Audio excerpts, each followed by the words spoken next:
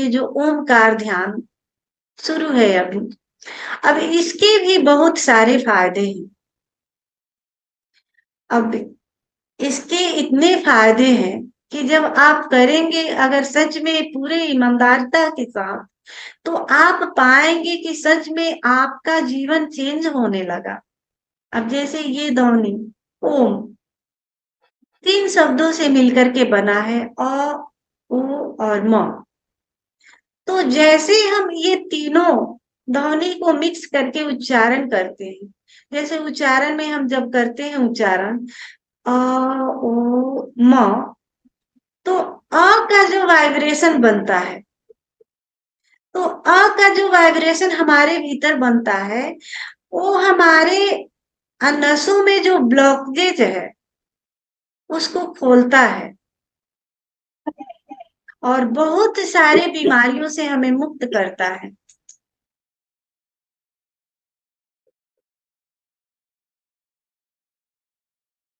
अब जैसे ओ, अब इसमें आता है ओ, अब ये ओ का जो हम उच्चारण करते हैं, तो जैसे हम ओ का उच्चारण करते हैं तो इसका वाइब्रेशन हमारे कंठ में बनता है, और जैसे हमारे इसका वाइब्रेशन कंठ में आता है तो गले संबंधी जो भी समस्याएं हैं वो सारे के सारे दूर होने लगते हैं। हमारे गले में अगर किसी को थायराइड का बीमारी हो, वो ठीक होने लगेगा। गले में जो प्रॉब्लम है, बहुत सारी समस्याएं हैं, वो ठीक होने लगते हैं। क्योंकि इतनी सारी समस्याएं हमें पता नहीं चलता, लेकिन ठीक होता है तो हमें अचानक से ऐसा फील होगा कि हम तो स्वयं को स्वस्थ महसूस कर रहे हैं। तो अब जैसे कि म, उसमें आता है म। अब ये म जो ध्वनि है, जब हम ओठ ओ, आ ओ म, म में ओठ बंद होता है, और जैसे म का उच्चारण आता है, म का उच्चारण करते हैं, तो उसका वाइब्रेशन हमारे मस्तिष्क में बनता है। आप करके देखना अलग अलग, तब आपको पता चलेगा। क्योंकि अलग अलग करेंगे तो इसको महसूस कर पाएंगे। यानी ये इसका वाइब्रेशन पूरा ये हृदय से लेकर के पूरे नाड़ियों में जाता है। और जैसे ओ, यानी पूरे कंठ में इसका वाइब्रेशन फैल जाता है। म, यानी पूरे मस्तिष्क में इसका वाइब्रेशन फैलता है। तो जैसे म का उच्चारण होता है पूरे मस्तिष्क में फैलता है, और मस्तिष्क की जितनी भी मरी हुई तंतुएं हैं सबको जीवित करता है। और जाने अनजाने हमारा जो ब्रेन ब्रेन है उसका विकास होता है। मेमोरी शक्ति जो हम हमारा वीक है उसको भी बढ़ाता है, और हमारे बिखरे मन को जोड़ता है। तो बहुत सारे इस ओम ध्यान के फायदे हैं, और बहुत इतने फायदे हैं कि जिसको, ये तो बहुत मैं कम बोल रही हूँ, जिसका हम जो नहीं बोलते वैसे वैसे भी फायदे हैं, बहुत सारे फायदे हैं। तो इस ध्वनि को अगर ओमकार जो अब हमारा ध्यान है, और इसको सही तरीके से आप करते हैं उच्चारण इसका, तो बहुत ही क्रांतिकारी ये लाभ होगा आपके जीवन में।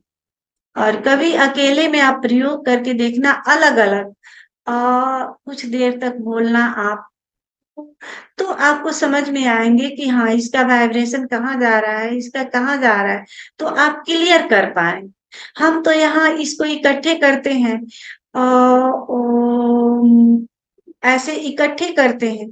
तो इकट्ठे ऐसे मतलब इकट्ठे पूरा पर काम करता है, जैसे नीचे के तंतुओं पर काम करता है, गले पर काम करता है, और हमारे ब्रेन में काम करता है। इकट्ठे अलग अलग करेंगे तो आपको समझ में आएंगे।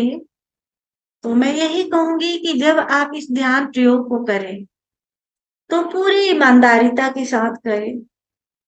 जब ओम का उच्चारण हो तो लंबी गहरी श्वास ले, और ओम जो बोलना है इस ध्वनि को पूरी गहराई के साथ, ताकि ये नाभि से हमारा आए, तो पूरी गहराई के साथ इसको करना है। और जैसा कि मैं बोलती हूँ कि अगर हमारा पहला चरण अच्छा जाता है तो दूसरा अपने आप अच्छा जाएगा, और दूसरा अगर अच्छा जाता है तो तीसरा अपने आप अच्छा जाएगा। और ये जो हमारा तीसरा चरण है, शांत मौन बैठे रहना, यानी अभी जो हमने कहा कि ध्यान क्या है। ध्यान अभी यही इसी पल में, यानी तीसरे चरण में ये आता है कि अभी यही इसी पल में जीना, यानी मेन ध्यान वही। जब हम प्रेजेंट में होते हैं अभी यही इसी पल में, क्योंकि जब हम चक्रों पर ध्यान करते हैं तो वो जितने भी चक्रों पर ध्यान करते हैं तो चक्रों के द्वारा हम स्टेप बाय स्टेप हम आगे बढ़ते हैं। लेकिन मैं ज्यादा चक्रों पर मैं ध्यान नहीं कराती, इसलिए कि स्टेप बाय स्टेप बढ़ते तो है लोग, लेकिन ज्यादा इसमें भटकने की चांस होती। अब जैसे थर्ड आई मेडिटेशन अगर हम करते हैं तो ये मेडिटेशन बहुत जरूरी है, लेकिन भटकने का इसलिए चांसेस होता है कि जो हमें कुछ दिखाई देना शुरू होता है हम उसी में भटक जाते हैं, फिर उससे आगे नहीं बढ़ पाते, आगे की यात्रा हमारी नहीं हो पाती। अब हार्ट चक्र मेडिटेशन है, अगर हार्ट चक्र में जो हार्ट चक्र मेडिटेशन है अगर हम उस मेडिटेशन को करते हैं तो जैसे मैं बोलती हूँ कि अनाहत नाद जो हमें सुनाई देता है, ओशो बताते हैं कि अनाहत नाद जो है सातवें चक्र की स्थिति है, लेकिन हमें चौथे शरीर में प्रतीत होती है, वो हमें चौथे शरीर में सुनाई देती है। तो अक्सर साधक क्या होता है कि चौथे शरीर में अगर अनाहत आपको सुनाई देने लगा तो भटक जाता है कि मुझे मिल गया, मुझे ज्ञान की प्राप्ति हो गई, तो वहां से उनकी यात्रा शुरू नहीं हो पाती। इसलिए ज्यादातर मैं चक्रों पर ध्यान नहीं कराती, ज्यादातर मैं साक्षी की बात करती हूँ, डायरेक्ट सातवें चक्र की बात करती हूँ कि आप उसे अनुभव करें, यानी ना कुछ हो जाए, अभी यही इसी पल में जिए, जो भी हो रहा है उसे महसूस करते रहें, यानी शुद्ध साक्षी की मैं बात करती, ताकि हमें भटकने की चांसेज नहीं रहे कि हमें लाइट दिखाई दिया, हमें ये महसूस हुआ, हमें वो महसूस हुआ। नहीं तो हम भटक जाते हैं इन्हीं सारे चक्रों। तो ध्यान का मतलब है प्रेजेंट में जीना, अभी यही इसी पल में जीना। और जैसे जैसे आपके ध्यान की गहराई बढ़ेगी फिर आप फ्यूचर में क्या होने वाला है उसे जान पाएंगे, पास्ट में क्या हुआ है उसे जान पाएंगे, बहुत सारी बातों को जान पाएंगे। अब जैसे कि कहते हैं ना कि जो लोग भी मेडिटेशन से जुड़े होते हैं और कि प्राकृतिक वातावरण में जाते हैं, किसी पौधे या पेड़ के पास जाते हैं, उनसे मैत्रेय साधते हैं, तो जितने भी जड़ी बूटियों का इजाद किया गया है ध्यान के माध्यम से ही किया गया है। अब कैसे किसी को पता चलता है कि ये जड़ी बूटी इस बीमारी में काम आए? ये सारे के सारे ध्यान के गहराइयों में ही खोजा गया।